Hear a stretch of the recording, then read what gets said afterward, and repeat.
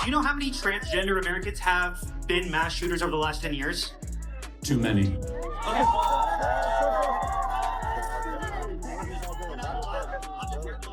It's 5. Okay, now 5 is a lot, right? I'm gonna give you some credit. Do you know how many mass shooters there have been in America over the last 10 years?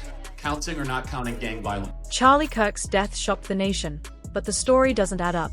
A single bullet fired with impossible accuracy, a private jet vanishing from radar minutes after the attack, and Candace Owens demanding answers. Was this just political violence, or a professional hit? Stay with me, because the truth behind what happened in Utah may be far darker than anyone expected. Candace Owens is spiraling after the shocking loss of her longtime ally, Charlie Kirk. Their friendship stretches back years, and insiders say she's not handling the news well. In fact, Candace is already hinting at a mission for justice, promising to reveal the real story behind Charlie's sudden downfall. But here's the question. Is she about to unleash some explosive revelations that could shake everything up? Or is this just the tip of a much larger cover-up? What we do know is this: Charlie Kirk's collapse came during a Turning Point USA campaign stop at Utah Valley University. The event started off like any other, with Kirk fielding heated challenges from the audience over policy. Then, out of nowhere, things took a dark turn, leaving everyone stunned. So if you had a daughter and she was 10 and she was gonna give birth and she would, and she was gonna give birth and she was gonna live, would you want her to go through that and carry her baby? That's awfully graphic. It's a real life scenario that happens to many people. The answer is yes, the baby would be delivered. Oh, okay, great. In a shocking turn of events, chaos erupted when a single gunshot rang out, striking Charlie Kirk in the neck. Early reports suggest the bullet may have pierced his carotid artery, the major vessel that carries blood to the brain. That would explain why he collapsed almost instantly and why the bleeding was so severe. Speculation quickly spread online, with many convinced this wasn't random at all. Some argue it had the hallmarks of a planned attack. Whispers of a professional hit gained traction after witnesses claimed the shooter was nearly 200 yards away, firing at a moving target with terrifying accuracy. Regardless of where you stand on Kirk's politics, this kind of violence is beyond unacceptable. He was a polarizing figure, celebrated by supporters and despised by critics, but political disagreements should never escalate into someone losing their life. The tragedy only deepens knowing that his wife, Erica, and their 2 young children were in the audience that day. Their daughter had just turned 3, and their son was only a year old. To not only lose a husband and father but to witness it firsthand, it's almost unimaginable trauma. Yet, the internet being what it is, sympathy has been far from universal. Old tweets and resurfaced clips of Kirk have fueled a darker conversation, with some insisting his own words haven't aged well. One viral clip shows him declaring that even if his daughter were assaulted, he would still force her to carry a pregnancy to term, a statement that continues to spark outrage. This shows they were actually better in the 1940s. It was bad, it was evil, but what happened? Something changed. They committed less crimes. Maybe they were afraid. 4,000 black men, women, and children were in violent lynch mobs. That's your explanation, but I guess racial terror permeated American culture for hundreds of years. Black America is worse than it has been that affected in the last 80 years. The generational psyche of an entire group of people? Well, I'm sure it did. I'm not discussing. In yet another resurfaced clip, Kirk can be heard making an even more disturbing claim, that black people were supposedly better off under slavery and subjugation prior to the 1940s. It's the kind of remark that has only added fuel to the backlash against him, painting a troubling picture of the ideology he stood behind and why so many critics remain divided even in the wake of his death. I can't stand the word empathy, actually. I think empathy is a made-up New Age term that does a lot of damage. In one interview, Kirk sparked even more outrage when he suggested that the loss of lives was an unfortunate but necessary price to preserve the Second Amendment. In light of what happened to him, many have called that statement darkly ironic. Of course, his legacy is filled with remarks and stances that polarize the public. Critics point to years of controversial rhetoric, while supporters argue he was simply uncompromising in his beliefs. But regardless of where you stand, his death has reignited a fierce debate. Adding an almost surreal twist to the story, the outlet Jezebel published an article just 2 days before his death claiming they had hired Etsy witches to place curses on him. One excerpt described a spell intended to make everyone hate him, with a writer wondering how quickly it would take effect, or whether they should have paid extra for a so-called spell booster. According to the article, the witch even offered an upsell. For $50, she would amplify the energetic support of the first spell. Now, Whether this was nothing more than coincidence or something stranger, the timing is chilling. To their credit, the witches later condemned the violence, insisting they never intended harm. Still, the bizarre overlap between satire, superstition, and real-world tragedy has only fueled more speculation around Kirk's final days. Even though the witches behind the so-called curse were quick to distance themselves from the tragedy, the incident underscored just how deeply divided people felt about Charlie Kirk, and not in his favor. On social media, reactions poured in. One person wrote, "Not having empathy for someone who never showed it to others is a normal human response. You don't have to manufacture grief for anyone. Should this have happened? No. But does everyone need to feel bad? Also no. That said, I do feel awful for his wife and kids." Others echoed the sentiment, pointing out that Charlie himself often dismissed the very concept of empathy. To them, the backlash wasn't cruelty, it was consistency. A question to somebody who I know because I don't know you. Some future president. Donald Trump Jr. Yeah, Donald Trump Jr. My question is, how do you support your father for the things that he said, such as he believes that you should grab women by the... He didn't say that. I want to say something. Let me do it. That's a ridiculous question, first and foremost, because I'm sure you've never said anything bad in your life. Are you mad? I'm sure. But you just called liberals. This entire situation has turned into a toxic firestorm, drawing reactions from across the political spectrum. Prominent leaders, Republican and Democrat alike, have spoken out, condemning the violence and offering condolences. Former President Donald Trump wrote, "The great and even legendary Charlie Kirk is dead. No one understood or connected with America's youth better than Charlie. He was loved and admired by so many, especially me. Milane and I extend our deepest sympathies to his wonderful wife, Erica, and their family. Charlie, we love you." Barack Obama also released a statement, saying, "We don't yet know what motivated the person who took Charlie Kirk's life, but this kind of despicable violence has no place in our democracy. Michelle and I are praying for Charlie's family tonight, especially his wife, Erica, and their 2 young children." President Joe Biden echoed the same sentiment. "There is no place in our country for this kind of violence. It must end now. Jill and I are keeping Charlie's family and loved ones in our prayers." Even Vice President Kamala Harris weighed in, calling the Utah incident deeply disturbing and urging Americans to take a hard look at what this tragedy says about the state of the nation. Second Gentleman Doug Emhoff also shared his condolences, writing, "Doug and I send our prayers to Charlie Kirk and his family. Let me be clear, political violence has no place in America. I condemn this act, and we must all work together to ensure it doesn't lead to more violence." But for Candace Owens, the loss has struck far deeper. The moment news of the attack broke, she rushed to Twitter, pleading with her followers, "Everyone, please stop what you are doing and pray for Charlie Kirk, please." Her reaction wasn't surprising. She and Charlie had a long history, sharing stages, sitting on panels, traveling together, and often standing side by side at major political events. Their bond was more than professional, it was a friendship forged in the trenches of activism. Candace Owens was utterly devastated when the news broke. At first, when she reached for her phone and sent out that desperate tweet urging her followers to pray, there was still a sliver of hope left. At that point, Charlie Kirk was still alive, clinging to life in a way that had everyone holding their breath. She couldn't have known then how quickly everything would change. According to Reuters, the shooting itself took place around 12:20 p.m. The timing, down to the minute, has been reported with precision because of how suddenly the ordinary event spiraled into chaos. One moment Kirk was mid-sentence, engaging in a tense exchange during the forum, and the next, a gunshot rang out, shattering the atmosphere. Witnesses later recalled how the sound echoed across the campus courtyard, followed by screams and the frantic stampede of people trying to escape. Emergency responders moved fast. Within minutes, Kirk was rushed into an ambulance, sirens blaring as they sped him toward a nearby hospital.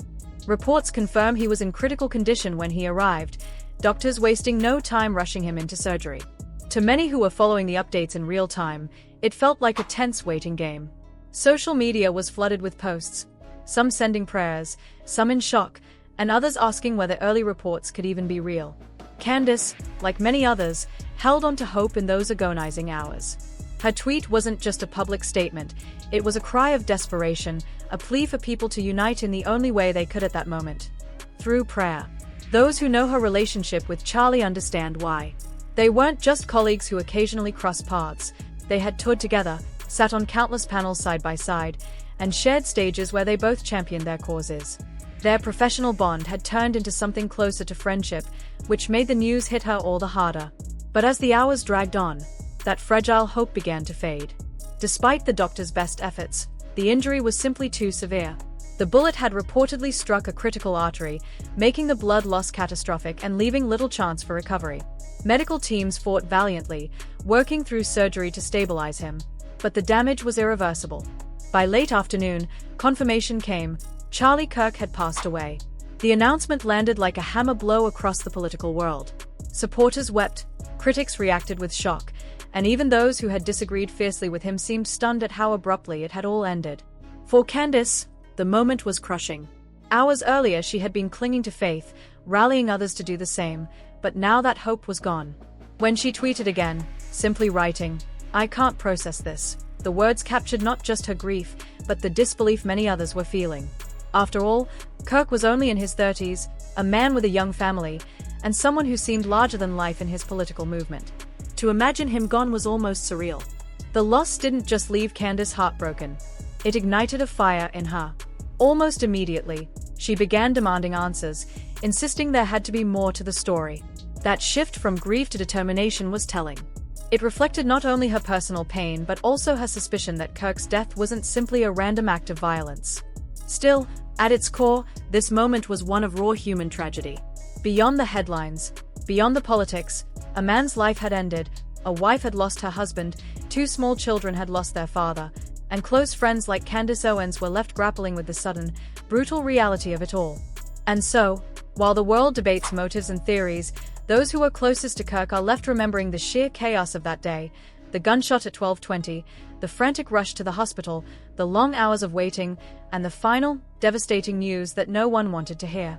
Once his death was confirmed, Candace shared another post: "I can't process this." But her grief quickly turned into determination. She began calling for answers and demanding a deeper investigation into what really happened. That's when online chatter took a strange turn. One Twitter user claimed that a private jet under the tail number N88kg left Provo Airport shortly after the attack. About 30 minutes into the flight, the plane reportedly dropped off ADS-B radar illegally, only to reappear an hour later heading back toward Provo. The user asked the obvious question: why did this plane turn off its radar? Candace immediately engaged, replying, "If anybody knows anything about this, please comment below or email tips@candyowens.com." She also voiced her growing suspicion that the shooter hadn't acted alone, tweeting, "I can't believe this is real. Who called the hit on Charlie? We need answers." It's clear she won't rest until the full truth comes out. Meanwhile, the FBI confirmed it has taken the case seriously. In a statement, officials said that special agents and personnel from the Salt Lake City field office were dispatched as soon as news of the attack broke, signaling that this investigation is far from over. The Bureau has gone on record assuring the public that no stone will be left unturned in uncovering the truth behind this tragedy. Their statement was direct and heavy with urgency. "We have full resources devoted to this investigation, including tactical, operational, investigative, and intelligence support. To be clear, the FBI will fully co-lead this investigation alongside our partners." In other words, this isn't just another file on a desk. This is now a top priority case. And honestly, it has to be, because what happened to Charlie Kirk has left the nation stunned. This wasn't simply a political figure being targeted, it was a man with a family, a wife, and 2 children who had to watch their world shatter in real time. The incident has sparked anger, fear, and conspiracy theories all at once. People are demanding clarity, but at the moment, there seem to be far more questions than answers. The circumstances of Kirk's death are strange enough on their own. A well-attended campus event, a heated but otherwise routine debate, and then suddenly, gunfire. A single shot, from a distance, with deadly precision. Witnesses described chaos erupting within seconds, with students and attendees scrambling for cover. The shooter, according to reports, may have been positioned nearly 200 yards away, which only deepens speculation that this was not an impulsive act of violence but something far more calculated. And then there are the theories. Online, speculation has been non-stop since the first news alerts hit. Some believe it was a politically motivated assassination. Others think it was a lone extremist acting on anger. And then you have those convinced it was a professional hit, carefully planned and executed. the resurfaced detail about the private jet that mysteriously disappeared off radar after leaving Provo Airport only adds to the intrigue. Why did that plane turn off its transponder mid-flight? Who was on board? And why did it return to Provo so soon after? These are questions investigators will now have to chase down, but they are also the kind of details that fuel online conspiracies and distrust. But beyond speculation, there's the human element. Candace Owens, one of Kirk's closest allies and friends, has been vocal since the moment the story broke. Her initial reaction was raw grief, pleading for prayers and refusing to believe what had happened. But as the hours passed, her tone shifted. Grief gave way to determination, and she began demanding the truth. She openly asked questions on social media, encouraged people to send tips, and even suggested that this wasn't the work of a lone shooter. Whether or not her instincts are correct, it's clear she isn't willing to quietly accept the official story without digging deeper. And she's not alone. Across the country, people are trying to make sense of it all. For some, Kirk's polarizing legacy complicates the conversation. While many admired him for his unapologetic stance on conservative values, others despised his rhetoric and saw him as a figure who sowed division. That tension has bled into the reactions online. Some users expressed sympathy for his family, acknowledging that no spouse or child should ever experience such trauma. Others, however, were more cynical, arguing that Kirk himself rarely extended empathy during his lifetime. As one viral tweet put it, "You're not obligated to manufacture sorrow for someone who never showed it themselves." Should it have happened? No. But do we all have to feel bad? Also no. This split reaction is part of what makes the situation so uniquely unsettling. America is not just mourning the violent death of a public figure, it's also having a very public conversation about morality, empathy, and the limits of political discourse. Can someone's legacy be critiqued in death? Should criticism pause when tragedy strikes? These are messy, uncomfortable questions, but they are being asked loudly in the digital public square. Meanwhile, high-profile leaders from both sides of the aisle have tried to set the tone by condemning the violence. Donald Trump, Barack Obama, Joe Biden, Kamala Harris, and others all released statements that, while different in wording, carry the same message: violence has no place in American politics. Their responses show that no matter how divided the country is ideologically, there's still an underlying agreement that political bloodshed cannot be tolerated. But even those statements can't erase the lingering unease. Because at the heart of it all is one central mystery: what really happened to Charlie Kirk? Was this the work of a lone gunman, emboldened by political rage?